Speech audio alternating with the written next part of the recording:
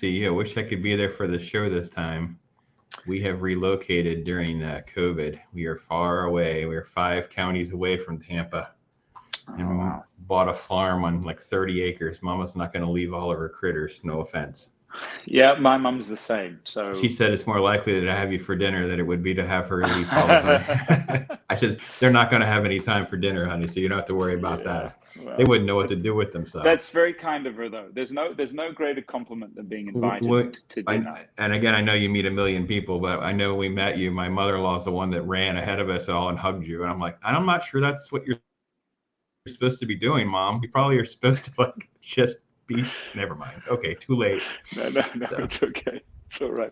There's something, I will say this just quickly. There's something about that uninhibited joy.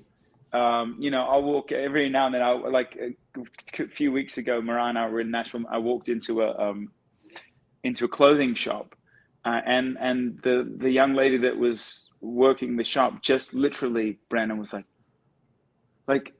and just didn't know what to do with herself. And it's the sweetest thing because you're like, man, it, you live in a little bit of a bubble. We all do, and the fact that just your presence can sort of, be it your mother-in-law or this young lady, impact someone that way is quite something. It still kind of blows my mind that I'm like, you don't think it's just me, guys. It's just me. I know. But Well, it's like it's for me. I've been doing this for so long in so many different ways, working in radio, working, all mm-hmm, this different stuff for mm-hmm, so long, and I've gotten to know and interview and talk to you guys in so many different ways over the years. Um, I remember I talked to New Song the day before they were coming to a church, like a really small church, right. and I walk over and I'm like, hey Billy, hey Russ, how you guys? I talked to them the day before, and as I turn, the whole youth group is sitting there like, why is your dad on stage with New Song? Why are they shaking his hand? Why does it? And it's like, yeah, he does it all the time. My kids are like not phased, but all the youth group are like, it was Yeah, so. I was like, yeah, oh funny yeah, I guess we business. should probably at least wave or acknowledge to them because those kids are freaked out right now. I love it. I love it. All right, let's Yeah. get to All this right. tour. Let's Let's get serious here. All right, we're going to put on the face like we are really serious here. Joel and I were talking and chatting, having fun. So we're going to include you guys now.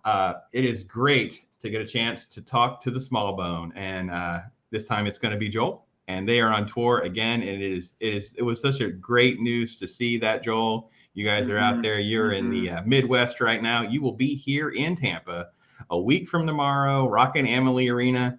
And Right. it is promised to be another great show. It is always a great show. I've seen them in small settings, big settings, and they never cease to amaze. 4 Grammys now, more songs, even in Yeah. the middle of all this, together, just powerful stuff.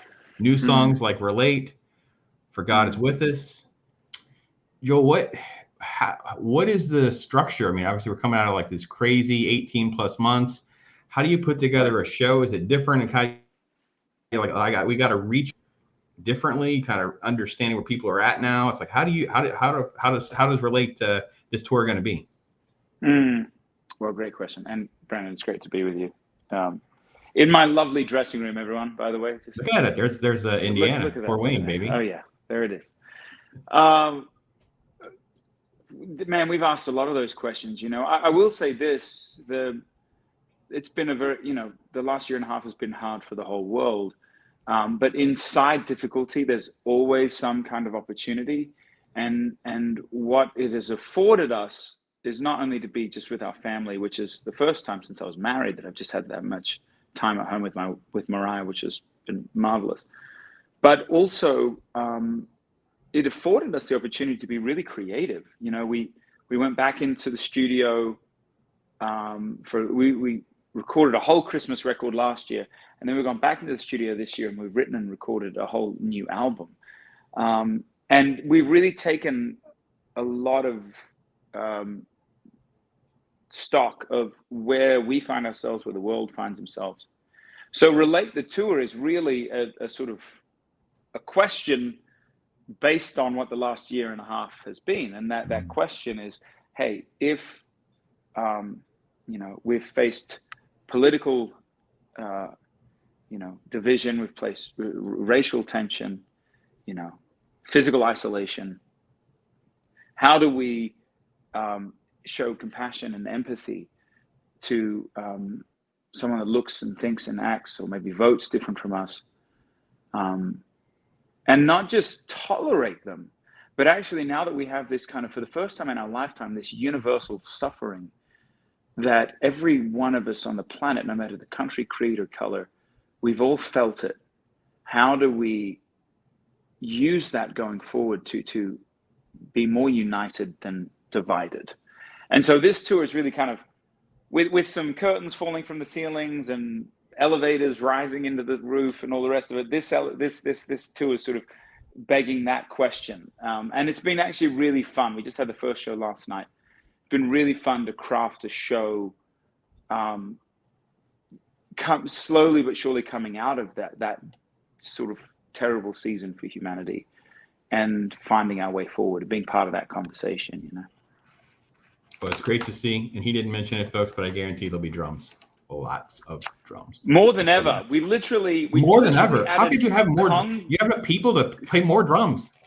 Well, no, we just like one of our guys, Garrett, who loves like bongos and congos and like world instruments. We just ran out to Guitar Center like 3 days ago and got like a whole load more drums. So there will be more drums than ever. I missed that bit, but Brandon, you're right. Yeah, they'll be there. More drums. That's amazing. Just great stuff. Great to see.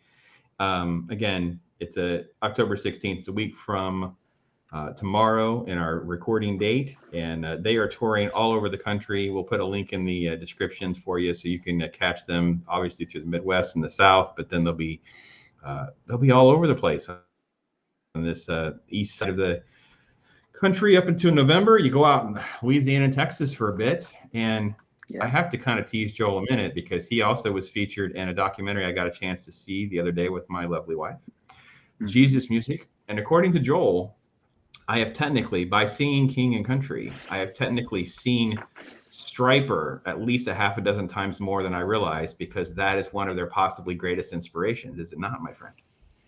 Yeah, well, you know, this goes out to all the. It is really cool to see you in there. All the over 40-year-olds, you know. Our dad was a concert promoter in Australia in the late 80s and early 90s. So he'd bring over, you know, Stryper and Carmen and Petra and Amy Grant, all these different artists and bands.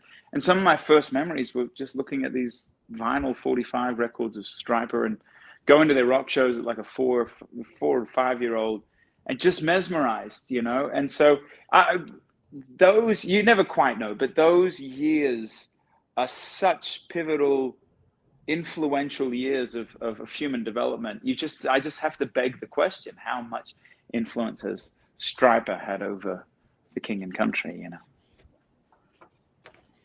Well, it was a great documentary, and it was great to see you guys featured. And I think it was just a great conversation. It's good to see you guys as like this next chapter and this next phase, especially over this last decade or so for you guys, to see your careers and your talent really blossoming. And how, as you mentioned spend time with Mariah, being in isolation, all that. How is the writing process? Do you, even when you're on the road, are you and Luke, or is it the team writing? How do you guys continue to construct and continue to keep all that flowing? Well, it's funny you ask, because yes, in the history of the King and Country, it has always been dressing rooms, back lounges, the tour buses, bringing writers out. But again, one of the things that this sort of hard time of COVID-19 afforded us was to actually sort of make, because we weren't traveling at all, make writing and recording kind of our day-to-day job. So we would, in essence, sort of work a 9 to 5.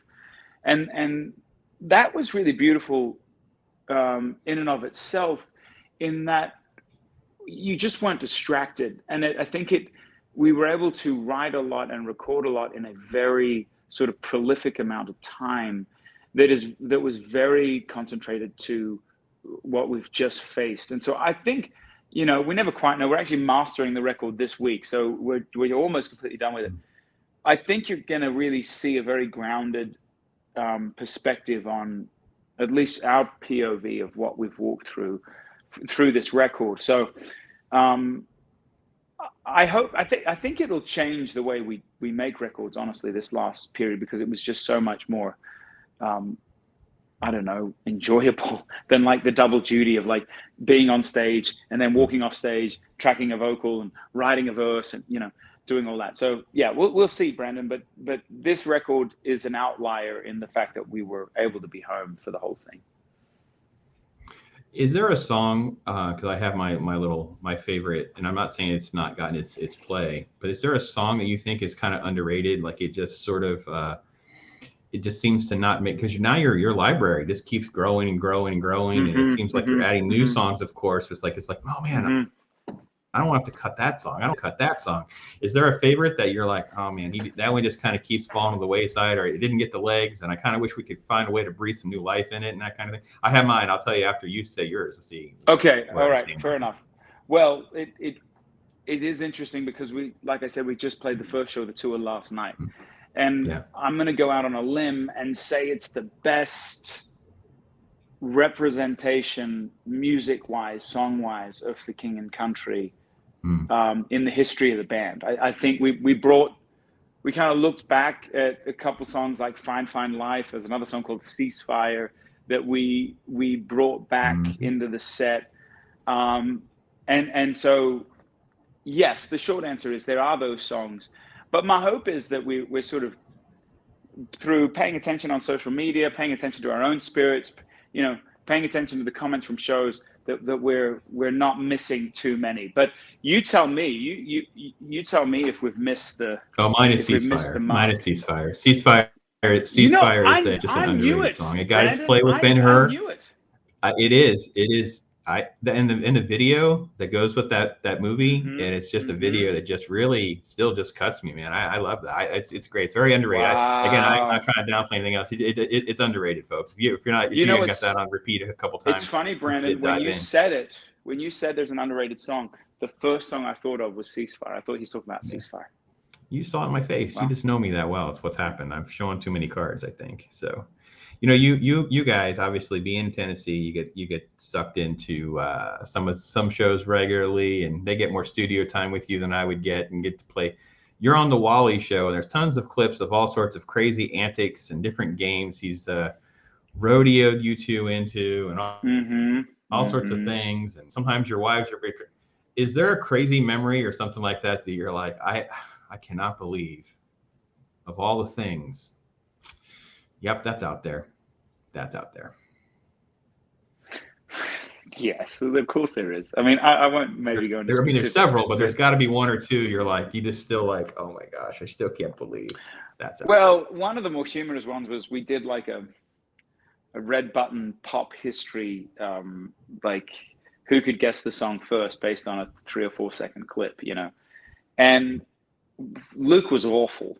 But I wasn't much better. You know, we just didn't, I don't know, maybe we were sheltered. It was a homeschooling or what it was. We didn't grow up on a lot of the bands. I mean, we're familiar with them, but I was a bit embarrassed by that. The other thing you got to think about too is like a lot of times when you're in Nashville, you roll out of bed at 7 or 7:30, you know, and then you just like drive 10 minutes. And the next thing you know, they've got a mic shoved in front of your face and a camera in front of your face. So you do get some quirky, you know, comments. Even that video of our wives and us, you know, that was first thing in the morning, and Luke and Courtney have 4 kids and just trying to make sense of it. So yeah, there's always the thing, but that's kind of the charm of it, you know, Brandon, is you go. Well, mind you, this is a man that was sprayed in the face with salt water because he didn't know parts of a boat, and there's, you know, his brother's hooked up to wedgie lines. I mean, there's some crazy stuff out there, but his competitive spirit shows because it was about the trivia. So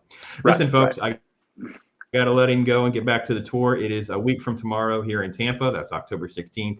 But online, there are tours everywhere. They're currently in Indiana tonight. They'll be down through the South, headed our way before they head back up towards the middle of the country, and then out west towards Louisiana and Texas later on. Joel, it's always a pleasure. God bless you and the family. Thanks, Brandon. Everybody works on this tour. It's always a great thing, and it's a great show. Always get the chance to talk to you. Thanks, man, friend.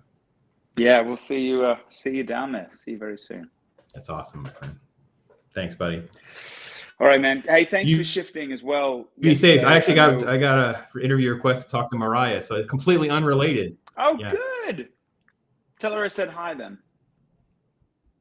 Yeah. Keep All in right, touch, buddy. right? Keep in touch. See you. Yeah. See you, You man. take Thanks care. for the time. Bye-bye. Absolutely.